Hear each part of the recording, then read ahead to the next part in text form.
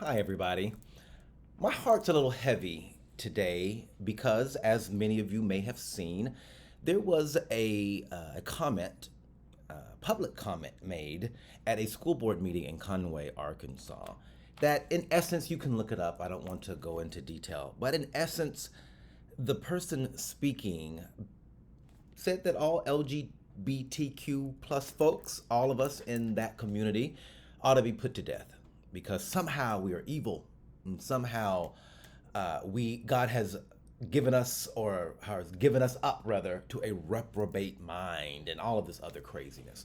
And while it may sound crazy, it actually sounds familiar as well, at least to me, and probably to thousands, if not millions, of other persons who grew up in faith traditions that taught similar things.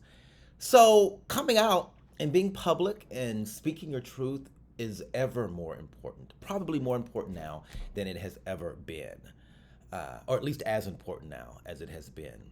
So, as I promised, in the spirit of coming out and being transparent and being authentic, I'm going to tell you a little bit about my coming out. I did part one a few days ago, and this is part two. I'll try to make it brief. So, when I got married, I was 19 years old, and the young woman that I was dating became pregnant, and we had talked about marriage. And after she became pregnant, it became, at least for me, and I assume for her, there was a sense of urgency around being married and doing the right thing. You know, she got pregnant, so I was told by society and others, "You gonna marry that girl." And I gladly did. I gladly did and enjoyed married life while I was in it, enjoyed raising my kiddos, and still enjoy being a dad. But there was something missing. And I was 19 when I got married, and I had never had any experience that was homo erotic or had never had an experience that was physical or romantic in nature with someone of the same sex. So I didn't quite understand myself, which is why I always tell young people don't get married so young. You have to spend some time getting to know yourself. Well, during that process, I became physically involved during my marriage, I should say, not during the process, but in the beginning stages of my marriage at 20 years old with a newborn, I, for the first time, had a physical encounter with someone of the same sex. That went on with that person. I was a minister, young minister in a church. He was also a minister in the same church. And we carried on and had a wonderful friendship. We remain friends today. But I never felt as if I was in love with him, not in the storybook, rom com kind of way. We were friends.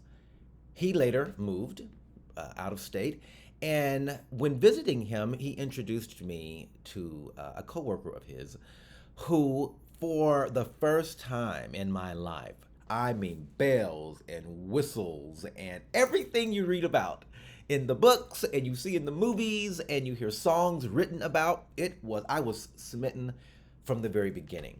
Now, I had been taught, much like that person who was speaking at the school board in Conway, Arkansas, actually where I went to college and spent 6 years of my early adult life.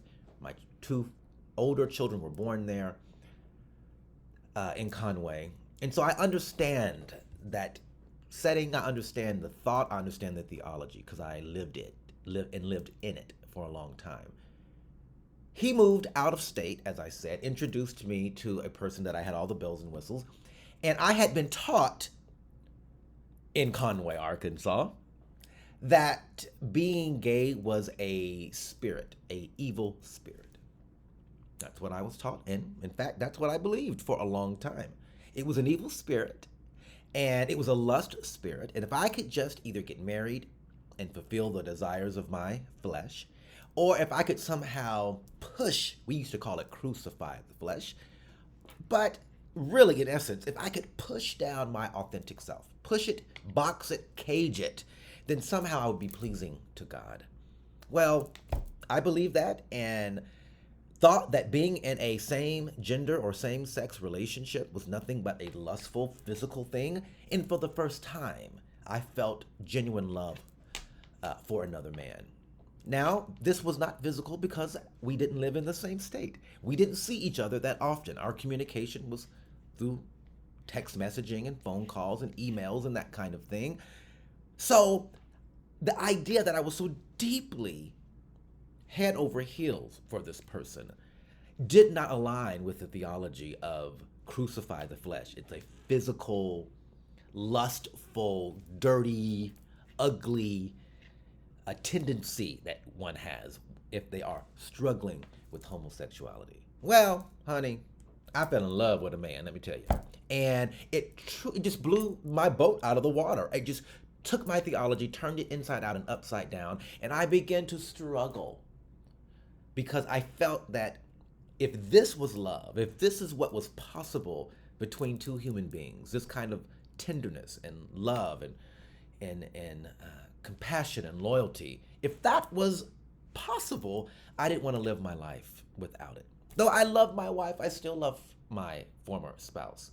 But it was different. It was just different. And for the first time at about 25 years old, I had the ding, ding, ding, ding, ding. This is what you are. This is what you need to be. And this is what you can't live without. So this person and I, as I said, had a relationship. And it came to the point that I could no longer stay in my marriage. And so I asked my then spouse for a separation. First, a separation. It later, of course, ended in divorce. She was distraught. It remains today my biggest regret. Regret might not be the right word. But I guess regret, there's some truth in using that word. I regretted hurting her. It broke my heart to see her heart broken. I was riddled with guilt and shame to the point I could barely breathe at moments. Yet there was something in me that said this was my path. This is who I was. This is who I was called to be. This is who I was born or created to be. I continued to go through the scriptures and struggle with my theology. We'll talk about the Bible and theology another day. But what I knew in here was bigger than any book, bigger than any scripture, bigger than any sermon I had heard, bigger than any lesson I had been taught. To the contrary, there was something in here that said, this is who you are. And so after I asked my then spouse for a divorce, she was quite distraught and quite upset, understandably. But being a shrewd woman with that sixth sense, she began to do her own investigation. And I had lost a lot of weight at this point. I had lost 50 pounds. I was feeling better about myself. I mean, love will do something to you when you're head over heels in love with somebody.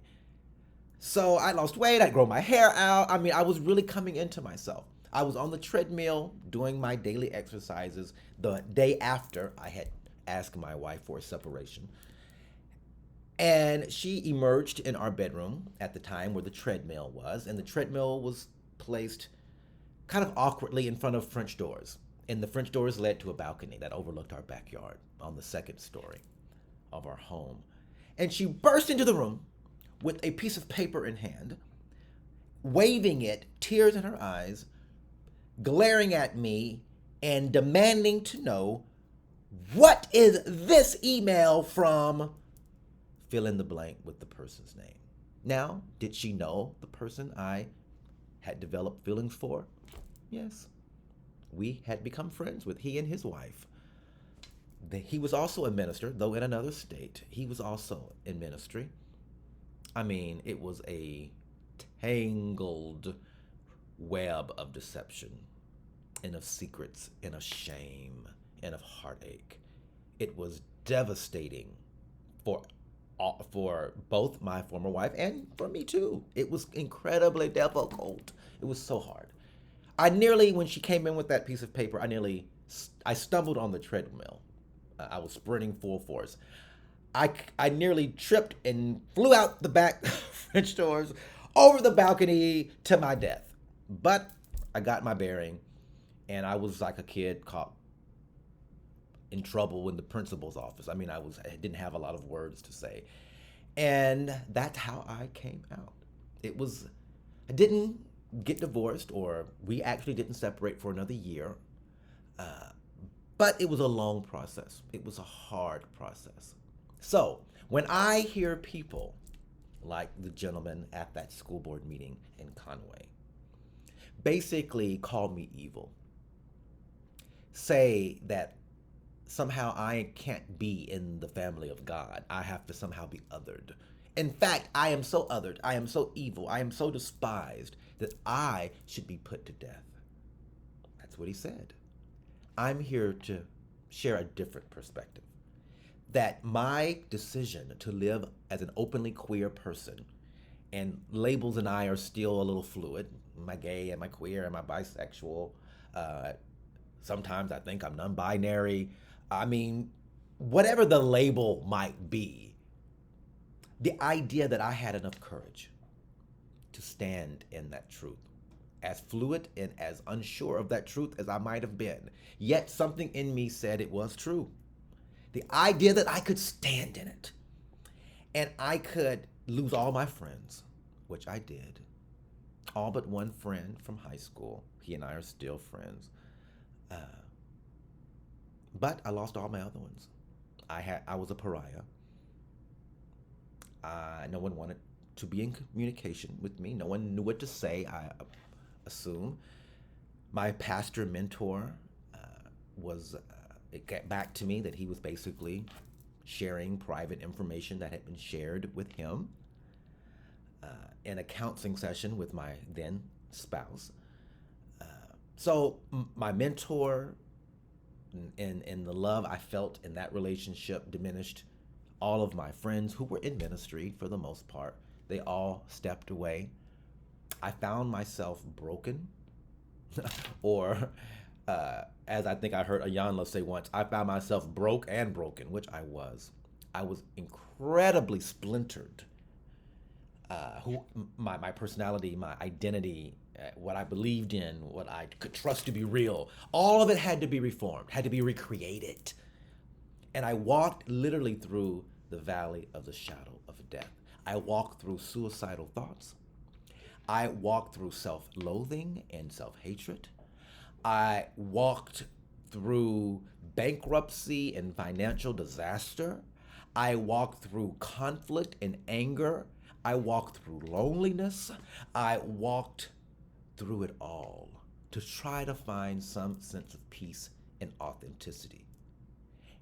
If anyone could change their sexual orientation, I would have done it. No one prayed harder than I did. No one fasted more about this issue than I have. No one in the charismatic Pentecostal tradition shouted and praised and laid on the altar and travailed any more than I did. And honey, let me tell you, I put blessed oil in places olive oil just shouldn't go. All of this to try to change. And then I heard the voice of God saying to me that God never had a problem with my sexual orientation.